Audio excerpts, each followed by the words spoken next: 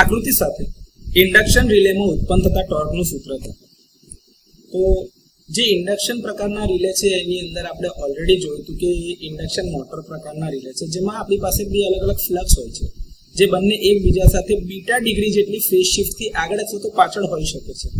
તો ધારો કે અહીં આગળ તમારી પાસે એક ફ્લક્સ છે જેની કિંમત છે φ1 બરાબર φ1 ની મહત્તમ કિંમત sin ઓમેગા ટી અને બીજું ફ્લક્સ જે છે એ એના કરતાં બીટા ડિગ્રી જેટલું આગળ છે તો એ કહેવાશે φ2 બરાબર φ2m sin omega T plus beta. તો એ બતાવે છે કે ફ્લક્સ φ1 જે છે એ ફ્લક્સ φ2 થી બીટા ડિગ્રીના ફેઝ એંગલથી પાછળ રહે છે. જો એ તમે આકૃતિમાં જોતા હોય તો આ તમારા બે ઇલેક્ટ્રોમેગ્નેટ છે, એની વચ્ચે આ એક એલ્યુમિનિયમ ડિસ્ક છે. હવે અહીંયા આગળ જે ફ્લક્સ છે એ φ1 છે અને અહીંયા આગળ જે છે ફ્લક્સ φ2 છે. હવે આ ફ્લક્સ જે છે એની ફ્લક્સની લાઈન જે છે એ અહીંયા આગળથી ઉપરથી નીચે તરફ જતી હશે, જે આ એલ્યુમિનિયમ ડિસ્ક છે એમાં કટ થતી હશે. હવે એના દ્વારા એ એલ્યુમિનિયમ ડિસ્ક છે એમાં ફ્લક્સના ફેરફારના દરના કારણે E1 અને E2 નામના બે અલગ અલગ પ્રકારના EMF ઇન્ડ્યુસ થશે. તો ફ્લક્સ φ1 ના કારણે EMF E1 બનશે, ફ્લક્સ φ2 ના કારણે EMF E2 મળશે. હવે જો એડી કરંટ જે ઉત્પન્ન થાય છે કારણ કે જેવું EMF ઇન્ડ્યુસ થશે આ ડિસ્કની અંદરમાં, તો આ ડિસ્કનો જે પાથ છે એ ક્લોઝ પાથ બને છે. એ ક્લોઝ પાથના કારણે બે કરંટ વહેશે, એક કરંટ I1 અને બીજો કરંટ તમારો I2. તો આ બે કરંટ જે જઈ રહ્યા છે એને એડી કરંટ કહેવામાં આવે છે. હવે જો આપણે આ એડી કરંટના પાથના ઇન્ડક્ટન્સને જો અવગણીએ તો ઇન્ડ્યુસ થતું EMF જે છે એ ફક્ત ને ફક્ત એના રેઝિસ્ટન્સના કારણે જ ઉત્પન્ન થાય છે. તો એ કરંટના સમપ્રમાણમાં હશે કારણ કે રેઝિસ્ટિવ નેચર છે. તો જે EMF ઇન્ડ્યુસ થાય છે એ કરંટ અથવા તો જે EMF ઇન્ડ્યુસ થાય છે એના સમપ્રમાણમાં હોવાના કારણે I1 જે છે E1 સાથે ફેઝમાં છે અને I2 જે છે E2 સાથે ફેઝમાં છે.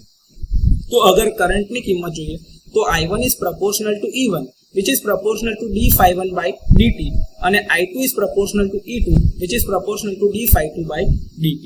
તો તમે એ સૂત્ર જોઈ શકો છો, જો આ લખેલું છે કે I1 ના લીધે E1 અને E1 ના જે d phi by dt ના કારણે મળે છે.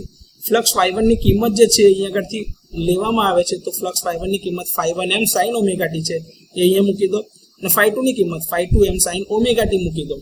તો હવે જે કરંટ I1 મળતો હશે એ આનું વિકલન કરી નાખો તો એ મળશે is equals to omega φ1m sin ની જગ્યાએ cos ઓમેગા ટી અને ઓમેગાનું વિકલન થઈને ટી સાથે ગુણાયેલું છે એટલે ઓમેગા આગળ ગુણાઈ જશે.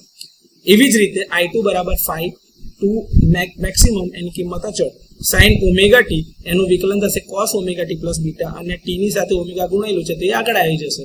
તો omega φ2m cos omega T plus beta છે. હવે આ જે ફ્લક્સ જે છે જો તમે જોતા હોય તો આ તમારું મેઇન ફ્લક્સ છે φ1. એના કારણે જે ઇન્ડ્યુસ થતું EMF હશે એ ફ્લક્સ કરતાં 90 ડિગ્રી પાછળ છે. તો એ E1 છે આ EMF ફ્લક્સના ફેરફારના દરના કારણે એ પાછળ છે. હવે ઇન્ડક્ટન્સને નિગ્લેક્ટ કરી નાખે તો એનું કરંટ જે I1 છે એ EMF ની સાથે સેમ ફેઝમાં છે.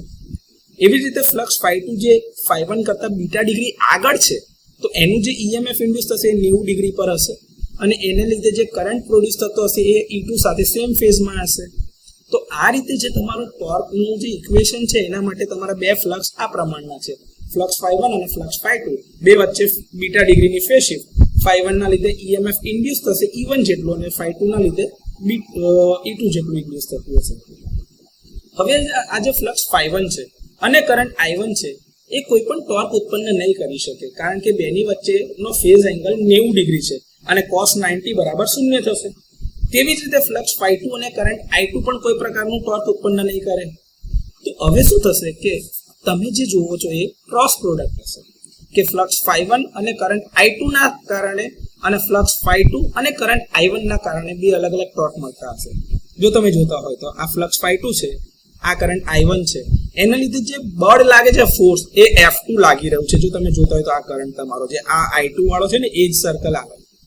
એવી રીતે આ જે છે એની એક એક્સિસ બનવામાં આવે તો આ તમારો કરંટ I2 જતો હશે, આ તમારો ફ્લક્સ φ1 છે અને આ તમારું ફોર્સ F1 લાગે છે. તો તમે જોતા હશો તો ફ્લેમિંગના ડાબા હાથના નિયમ પ્રમાણે બંને ફોર્સ એકબીજાથી વિરુદ્ધ દિશામાં લાગી રહ્યા છે, F1 અને F2. તો હવે જે ટોર્ક લાગતું હશે એ T1 જે છે એ φ1 અને I2 ના કારણે લાગે છે અને ટોર્ક T2 જે છે એ φ2 અને I1 ના કારણે લાગે છે. તો જો આ રહ્યું તમારું flux φ1 * I2 torque T2 = φ2 * I1. હવે બંને દિશા એકબીજાથી વિરુદ્ધ છે તો બંને બળના લીધે જે ટોર્ક લાગતું હશે રિઝલ્ટન્ટ એ બંનેના તફાવતના સમપ્રમાણમાં હશે. તો જે પરિણામી ટોર્ક હશે ટી એ T2 માઇનસ T1 પ્રમાણે ગણવામાં આવશે. હવે T2 ની કિંમત છે phi2 ઇન્ટુ I1 અને T1 ની કિંમત છે phi1 ઇન્ટુ I2. તો એ ઇક્વેશનમાં કિંમત અહીંયા લખી. હવે phi2 ની કિંમત શું છે તો કે phi2m sin omega t plus beta. I1 ની કિંમત છે phi1m cos omega t into omega.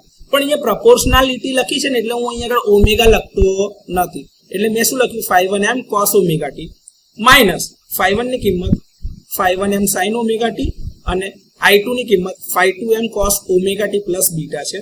આ પ્રપોર્શનાલિટીના લીધે ઓમેગા જે હતું એ હટાવી દીધું છે. હવે બંને કોમન ટર્મ જે છે phi1m અને phi2m બંને ઇક્વેશનમાં છે, બંને ટર્મમાં છે, એટલે એને મેં અચળ કરીને કોમન કાઢી લીધી. તો કોમન કરતા torque is proportional two phi1m phi2m અચળ બાદ.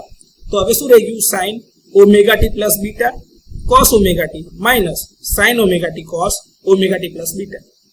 તો આ ઇક્વેશન બનશે sin a cos b minus cos a sin b. તો sin a માઇનસ b નું સૂત્ર બનતું હશે એટલે બને છે ટોર્ક ઇઝ ઇક્વલ્સ ટુ અથવા તો proportional two phi1m phi2m sin omega t plus beta minus b.